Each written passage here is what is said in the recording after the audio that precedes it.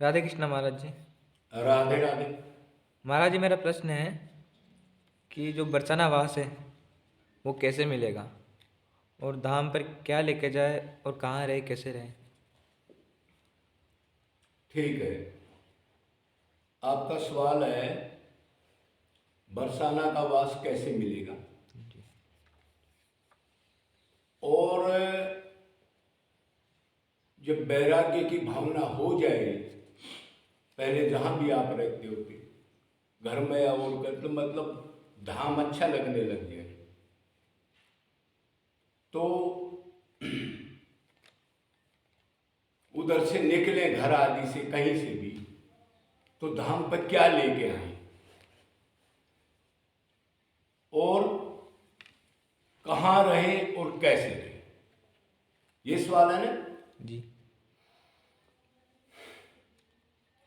तो इसका तो ये है, अब पहले जहां भी आप रहते हो, घर में रहो या बाहर किसी आश्रम वगैरह पर रहो या कैसे भी रहो, तो पिछले संस्कार से आपकी भक्ति आ जाएगी। तो भगवान की ये पक्की बात है, जो जैसा कर्म करता है, मैं नित्य निरंतर हर एक जीव के हृदय में बैठ के नोट करता हूं और उसका फल देखता हूं। ये भगवान की करुणा है, दया है। अगर परमात्मा ऐसा ना करे तो हमारी क्या हालत हो, कभी भी आनंद की प्राप्ति नहीं कर सकते आप।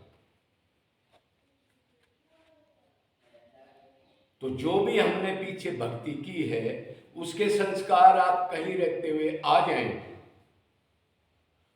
और फिर आप ठीक कभी कभी पहले आपका दिल करेगा धामवास के लिए या धाम पर आने के लिए। क्यों? संसार में भी किसी से यारी दोस्ती हो जाए, अच्छा लगे, तो फिर उसके गांव से भी अटैचमेंट हो जाती है। हालांकि वो दूसरी खेल है, अब थोड़ी देर के लिए वो डिटैचमेंट हो जाए फिर नफरत भी हो जाती है, लेकिन भगवान के एरिया में ऐसा नहीं। तो आप कभी कभी पहले एक दो बार आओगे और इधर आकर के, या आजकल यूट्यूब का भी जो चला हुआ है, उस पर भी कोई अच्छा संत आपको पसंद आ जाए, वो लक्ष्य के आधार पर मिलेगा। आपकी कामना की भक्ति है, कर्मकांड की भक्ति है। अगर आप भक्ति, ठीक भक्ति का सिद्धांत समझोगे, तो पहले आपने ये समझना पड़ेगा, कहीं भी रहो जब आप भक्ति करोगे, तो एक तो भक्ति निरंतर करनी है, जीव नित्य दास है, गैप नहीं देना। ये ट्राई करो उधर। हालांकि घर में ऐसा एटमोस्फेयर नहीं होता, लेकिन फिर भी। और दूसरा, अनन्य भक्ति को पहले सीख लो। अब एक की ही भक्ति करनी है, मतलब भगवान राम या कृष्ण की, राधा की भक्ति करनी है। एक ये भी पहले आप जान लो, कभी आओ या सत्संग से जान लो, ऐसा सत्संग किसी का मिल जाए। 2 पॉइंट। तीसरा पॉइंट, निष्काम। भगवान से कुछ मत मांगो, अपने आराध्य से देना सीख लो। लेना नहीं होता भक्ति के अंदर, जो ये चल रहा है ना आज तक, ये भक्ति नहीं है, ये तो भ्रम है और समय बर्बाद करना है, जो लेने की भावना है। तो ये चीज जान करके जब आप भक्ति करते रहोगे, थोड़ा सा वैराग्य चढ़ने लगेगा आपको, तो आपका मन करेगा, अब भाई ये चीज अच्छी नहीं लग रही है मेरे को, मैं कहीं प्रेमियों में जाऊं या धाम पर जाऊं। तो पहला सवाल था धामवास कैसे मिलेगा। तो ये चीज समझ करके फिर आप, राधा क्या है, कृष्ण क्या है, वो समझा देगा ना, अच्छा गुरु होगा तो।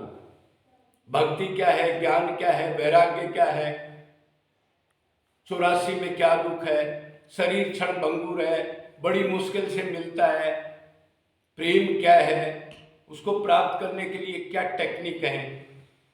तो ये सत्संग के द्वारा जान लोगे उधर बैठे बैठे, अगर ठीक आपका लक्ष्य होगा। क्यों शुरू शुरू में जब थोड़े बहुत संस्कार हमारे माए आए तो हमारे को बहुत भारी जिज्ञासा थी, कुछ त्याग, वैराग्य, ज्ञान, प्रेम की गहरी बात कौन बताए। उसको सुनने के लिए लालायित रहते थे, इतने जिज्ञासा के साथ। ये काम हो गया।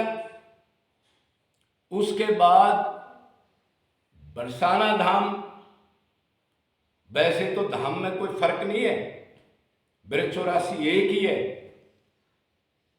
लेकिन ये कहा गया है कई कई संतों ने, रसिकों ने, अब पूरा ब्रज 84 जो है भगवान का शरीर है और बरसाना भगवान का हार्ट है, मतलब इसकी वैल्यू ज्यादा है। क्यों? अब श्री कृष्ण का आराध्य की अटैचमेंट बरसाना से है। श्री कृष्ण भी श्री कृष्ण की आराध्य है ना, श्री कृष्ण राधा की भक्ति करते हैं, कोई श्रीमती नहीं है। और इसलिए भी बरसाना का पॉइंट दिया है कि बरसाना वास कैसे मिले। क्यों? हमारा थोड़ा बहुत प्रैक्टिकल एक्सपीरियंस है बरसाने के लिए। तो जब आपके अंदर ये चीज आ जाए, संसार फीका लगने लग जाए, सारी चीज घर में पड़ी है लेकिन अच्छी नहीं लग रही, कोई हंसी खुशी, मेला, शादी ब्याह, ज्यादा बोलना चालना, तो आप फिर अगर आपको बरसाना वास चाहिए तो फिर रो के उससे पुकारो हृदय से, हे किशोरी जू, हे लाडली, हे राधा, क्या मेरे को नहीं अपनाओगी? मैं अनंत जन्मों की प्यासी आत्मा घूम रही हूं और आपका सुना है आप तो करुणामयी हो और आपसे ही मेरे को ज्यादा वो है। क्यों? पाप मेरे ज्यादा हैं, तो आप हो सकता है आप करुणा के अंदर थोड़े बहुत पाप ना देखो, मेरा वो आनंद मिल जाए, आपका सानिध्य मिल जाए, आपकी सेवा, आप सुख देने की जो मेरी चाहना है वो पूरी हो जाए। ऐसे रो करके पुकारो। रो के पुकारने में इतनी शक्ति है। अब जब आप प्रैक्टिकल लोगों तो अंदाजा नहीं है, लेकिन वो 3 पॉइंट जरूर याद रखने चाहिए। पहले निरंतर निरंतर व्याकुलता से पुकारना है, 1-2 दिन नहीं। निष्काम पहले बताया था, कुछ नहीं मांगना, आपको सुख मिले और आपका सानिध्य मिले। और अनन्य तो है राधा कृष्ण सिर्फ। इसके साथ अगर वो आप व्याकुलता से रो के पुकारोगे, आनंद प्राप्ति के लिए भीख मांगोगे हृदय से, तो वो आपको बरसाना धाम सरतिया मिल जाएगा। वो करुणामयी है, एक नाम राधा का औढ़धानी भी है और किसी का नाम नहीं है। भौतिक जगत में शंकर भगवान का नाम औढ़धानी है। औढ़धानी का मतलब अब कुछ अवगुण भरे हैं, लेकिन फिर भी हृदय से रो के बार बार पुकारोगे तो उनको अवगुणों को भी ना देखे। वो राधा तत्व प्रेम का इतनी शक्ति, करुणा है उसके अंदर। तो आप ऐसे पुकारोगे तो आपका धामवास निश्चित मिल जाएगा। एक तो आपका ये सवाल था, अब बरसाना वास कैसे मिले? क्यों? हम भी कहीं पहले थे किसी आश्रम में 11-12 साल तक, लेकिन जब प्रेम चढ़ा तो इतना बड़ा आश्रम भी फीका लगने लग गया, मन नहीं लगे। मंदिर भी है, गाय भी है, सेवा भी है, एकांत भी है, सारी चीजें। तो हम 1-2 बार आए, 1-2 बार आके हमने देखा अब ये तो भाई गलियों में आश्रम है सारे, और मंदिरों का वातावरण भी हमारे जैसे जो पूजा पुजारी हैं उन्होंने ज्यादातर खराब कर रखे है।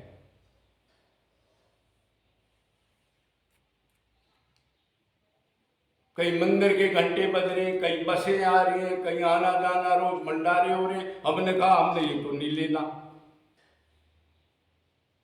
हमने तो ऐसी जगह चाहिए जहां खटपट ना हो और उसको करुण पुकार से हम जितना भी हो एकांत में कर सके। तो 2-3 दिन बाहर आने के बाद फिर रात को नींद भी ना आए, बरसाना जाना है, बरसाना जाना है, गिरिराज नहीं जाना, वृंदावन नहीं जाना, ऐसी भावना है। और रोना धोना तो फिर है ही, वो तो पता नहीं हजारों कई हजार बार। उसके बाद एक बार उसने ऐसा मन बनाया अंदर बैठ के, किशोरी ने करुण पुकार सुन करके, अब मन में आया बिस्तर ले चलो, कोई जगह नहीं है, जगह भी एकांत चाहिए, जगह भी खुली हो जिससे हम पेड़ पौधे कुछ ये जितने भी जीव हैं ऐसे बताते हैं महात्मा के रूप में है, कीट पतंग से लेकर के सब दरख्त तक, तो उधर थोड़ी सेवा भी करें। तो ऐसी भावना से आए और आकर के फिर ये निश्चय किया उल्टे नहीं जाएंगे, दृढ़ निश्चय। समझना दृढ़ निश्चय में कितनी पावर होती है, निष्काम दृढ़ निश्चय। अब जाएंगे नहीं, चाहे मर जाएंगे, कहीं भी ठिकाना मिले, लेकिन हो एकांत, परपंच ना हो, ज्यादा लोगों की चहल पहल ना हो, आने जाने वाले ना हो। तो वो तो खैर लंबी हिस्ट्री है, वो कोई हमने कोई चमत्कार नहीं बताने, भक्तों के साथ सबके पास होते हैं, इससे पाखंड फैलता है। पर मतलब ये है, अब इस पुकार से फिर वो बिस्तर उल्टा गया ही नहीं, कुटिया भी बनवा दी, सब कुछ करा दिया, उल्टा नहीं जाने दिया। ये करुण पुकार, वो तो कहती है तू एक बार करुण पुकार करके दृढ़ निश्चय करके ये तो सही थोड़ा दुख सुख सह के तो देख। अब जीव सहना तो चाहता नहीं, तो कुछ पैसा देला हम लेके आए थे, भगवान की कृपा से जो प्रारब्ध से था, ऐसे खाली नहीं आए। और आ करके फिर सारा काम हो गया। तो मैंने एक थोड़ी सी आपको प्रैक्टिकल चीज बताई है। तो जीव तो सारे मनुष्य शरीर तो भगवत प्राप्ति के लिए मिला है, जिसमें पिछले संस्कार आएगा तो ऐसे करोगे तो धामवास मिल जाएगा। अब दूसरा आपका सवाल है, अब जी धामवास जब वैराग्य चढ़ जाए, हम ऐसी व्याकुलता आ जाए तो क्या लेके आए? ये बड़ा गहरा पॉइंट है, इसको हर एक आदमी नहीं समझेगा, ये बुद्धि से ऊपर की बात है। लेकिन समझने वाले समझ गए तो चाहे दो भी समझ जाए तो अच्छी बात है। तो उधर से आए तो अब सुनो, प्रारब्ध से आपका उस घर के अंदर हिस्सा है। मनुष्य कोई ऐसा नहीं है, छोटे से छोटा के पास भी छोटा मोटा सामान जरूर होता है, कुछ छोटी मोटी जमीन है, कुछ 2 पैसे हैं, कुछ छोटा मोटा घर है। तो फिर आप आओ तो उसमें से कुछ हिस्सा प्रारब्ध का लेके आओ, अगर आपके पास है तो। नहीं है तो फिर भगवान जानता है, इसके पास नहीं है तो कोई परवाह नहीं, लेकिन है तो लेके आओ। ये नहीं है महाराज जी भिक्षा मांग रहे हैं। महाराज जी कितनी जमीन थी? अब जी 4 एकड़ जमीन आती थी मेरे को, तो वो फिर धर्म कर्म में लगा देते। भगवान कह रहा है मेरे निमित्त धन तो वही है, तन मन धन मेरे को दे दो, भिक्षा मांगने की क्या जरूरत? लेकिन वो तो बाबू लोगों को दिया है, शादी भी नहीं की तो भतीजे को दिया है और किसी को दिया है। तो मेरा मतलब कहने का ये है, अब आप आओ, किसी ठीक गुरु की तलाश कर लो, वो भगवान आपको इतनी बुद्धि दे देगा। उधर जाके वो जहां का एक कुटिया बना लो, क्यों? धन भगवान के निमित्त है ना। अब वैसे आओगे तो जगह नहीं मिलेगी, कितने बेचारे साधु लोग हैं जो कहते हैं महाराज जी आज 10 दिन इधर रहे, 20 दिन इधर रहे, कोई सेवा कराता है, कोई कुछ कराता है, खटपट होती है। भाई कुछ लेके आ जाता, जो तेरे पास जो मिला था तेरा हिस्सा, 5 आदमी है तो 5वां हिस्सा तो तेरा भी है, भगवान ने दिया है प्रारब्ध से। उसको ले करके थोड़ी एकांत में कुटिया बनाता, थोड़ा उस धन से धर्म कर्म करता, चुग्गा डालता, कुत्ते बिल्ली की रोटी भगवत स्वरूप समझ के बनाता, और 2 रोटी धर्म की तू भी खाता, अपना भजन करता, खटपट नहीं होती। तो ये आपका दूसरा सवाल क्लियर हो गया। अति क्या लेके आए? उस धन को छोड़ दोगे माँ के लिए, बाप के लिए, भाई के लिए, तो बाबू लोग खा जाएंगे।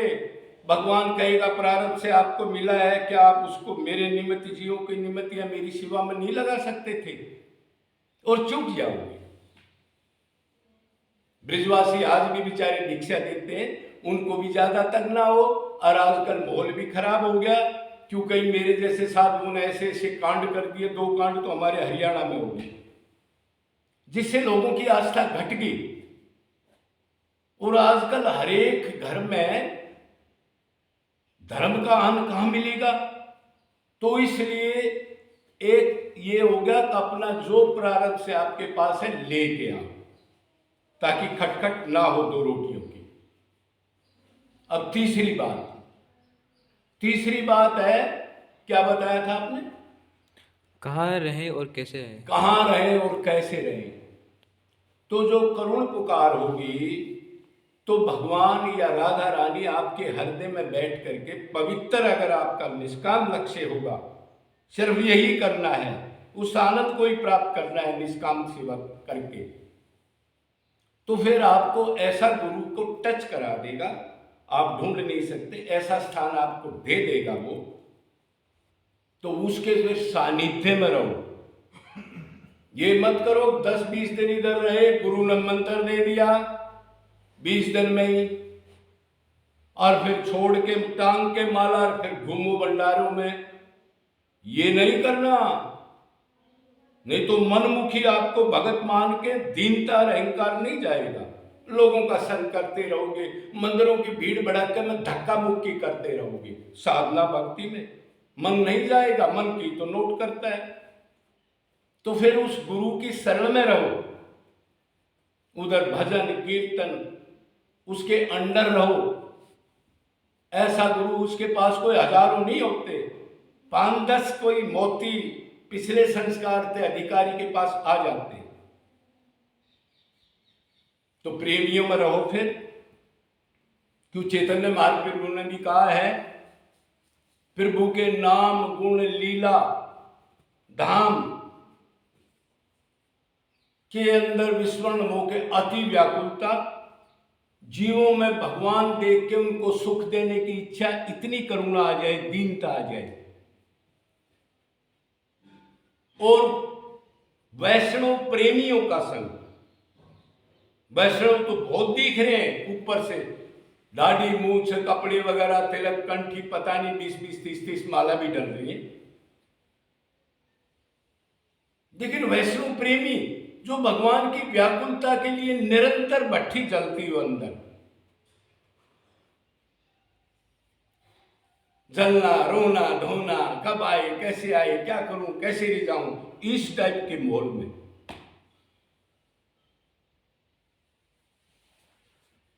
तो उधर आप रहो, उसके अंडर रहो, जब तक आपकी अंतकरण शुद्धि नहीं होती। मन मर्जी से ये नहीं कुटिया बना ली, इधर प्लॉट लेके वो कर लिया, ऐसे नहीं चलेगा। स्कूल में 14-15 साल निरंतर ट्यूशन भी लगवाते रहे, और दिव्य चीज के लिए उसने पाखंडी ने 20 दिन में मंत्र दे दिया और आप चल पड़े। फिर अंडर तो रहना पड़ता है, अंडर रहे बनाए। मनमुखी का जो आदमी के अंदर वो बीमारी है, वो नहीं जाती। बस माला टांगी, मंत्र लिया, भगत मान लिया। क्यों? आपका मन माइक है, हमारा मन माइक है। वो तो आपको कहेगा तो बिल्कुल ठीक है, लेकिन वो तो जोरी बताएगा कितनी मिलावट का सोना है, प्योर है कि नहीं। तो ऐसे फिर उधर रहो, जब तक उसकी शरण में रहो। वो आपसे कोई शरीर की सेवा नहीं कराता, वो भगवत प्राप्ति के लिए गुर प्रैक्टिकल चीजें आपको बताएगा, आप उसको पीते रहो और आचरण करते रहो। और वो कभी अपने बच्चे की तरह उसको खुरकाए, तो वृंदावन वास आ गया, अब भी फोन कर रहा है, अब भी दुनिया से बात कर रहा है, अभी मंदिरों में चक्कर काटता है, वो खुरकाए, तो फिर ये समझो रे मेरे ऊपर इतनी दया है, अब ये मेरे को खुरका रहे तो मेरे पर विशेष कृपा है, राजी हो जाओ, गुंडी मत बनाओ। मेरे को क्यों कहा तू बेवकूफ है, और क्या तू कोई बृहस्पति है क्या? अरे माया तो तेरे को लगी, अभी तो साधना भक्ति माया है। फिर अंदर से अहंकार करता है, मेरे को कोई ना टोके, मैं जैसा मन करूं वैसा चलूं। तब ये मोटे मोटे आपको ये बात बता दी मैंने 3 पॉइंट से, इनको ध्यान में रख के अगर आप भगवान से व्याकुलता से एक ही लक्ष्य से दृढ़ निश्चय करके और फिर उस जगह जम के प्रारब्ध के दुख सुख को निरंतर पीते रहे और मन से भी उफ ना करी, तो वो जरूर आएगा। टेस्ट तो होते ही है। उस चीज को प्राप्त किया उन्होंने, मिट के प्राप्त किया इसी वृंदावन के अंदर। ऐसे छोटे मोटे हथियार से नहीं होगा। कदे कोई ये सोच ले हाँ बस इससे 2-4 बार रोना आ गया, चाहे 4 वो 20-30-50-200 श्लोक सीख लिए और तर्क वितरक करने लग गया, इधर उसके पास जाना, उस संत के पास जाना, टेस्ट लेते घूमना, ये काम नहीं करना धाम के ऊपर। फिर बिजनेस वगैरह मत करो। अगर इधर कपड़े बदल लिए, गुरु ने मंत्र दे दिया, कोई ड्राइवर है, कोई दुकान खोल रहा है, अब महाराज जी मैं इससे गुजारा भी करूं, व्यापार भी करूं, भगवान को भी प्राप्त करूं। क्यों घर से लेके क्यों नहीं आया? वो तो उनको दिया है मोह के अंदर।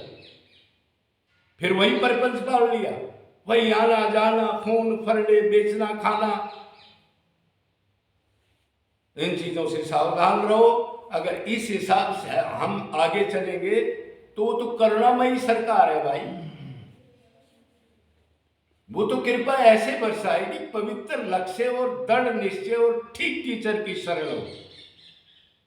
भक्ति का मतलब है फिर मरना, आखिरी दम तक उसका चिंतन कैसे रीझे, कभी गुण में मन, कभी रूप में, कभी लीला में, कभी अध्ययन में, कभी सत्संग में, कभी कीर्तन में, मन को बार बार बदल के विषय दो, लेकिन दो भगवत संबंधी। तो फिर कहां जाएगा ये मन? रुक जाएगा, अंतकरण शुद्ध हो जाएगा, फिर गुरु या हरि स्वरूप शक्ति डालेगा, फिर सदा के लिए मालामाल हो जाओगे। फिर डरने की कोई बात नहीं, क्यों भगवान ने कहा है सर्व पापो भयो मोक्ष्यामि मा शुचय। डर मत, जो चीज आज तक नहीं मिली ऐसे करेगा तो दे दूंगा। बोलो वृंदावन बिहारी लाल की, सदगुरुदेव भगवान की, राधा नाम की, बरसाना धाम की जय जय।